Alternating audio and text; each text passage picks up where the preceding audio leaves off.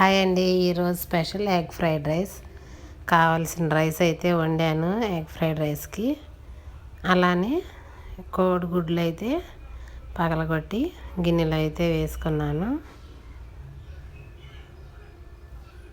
బాండీలో వాటర్ పోసుకొని ఈ కోడిగుడ్లు పగలగొట్టిన గిన్నెని మధ్యలో పెట్టుకోవాలి. అదైతే ఉడుకుతుంది.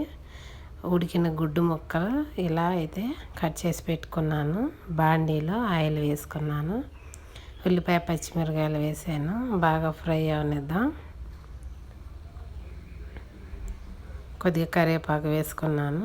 ఇందులోనే కట్ చేసుకున్న కోడిగుడ్డు ముక్కలు అయితే వేసుకున్నాను.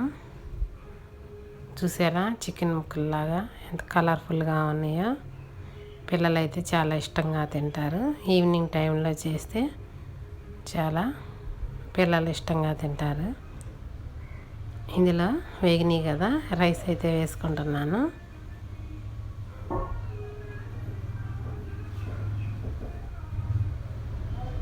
రైస్ మొత్తం వేసుకొని ఇందులోనే తగినంత సాల్ట్ వేసుకోవాలి. అలానే కొద్దిగా పసుపు కూడా వేసుకోవాలి.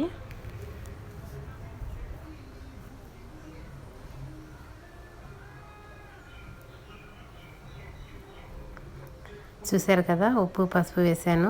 నెక్స్ట్ కారం కూడా వేసుకుంటున్నాను. టేస్ట్కి సరిపడినంత కారం వేసాను. ఇందులోనే కొద్దిగా గరం మసాలా వేసుకోవాలి.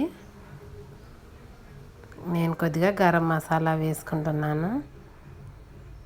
మొత్తం తిప్పేసుకొని లాస్ట్గా కొత్తిమీర అయితే వేసుకోవాలి. Thank you for watching.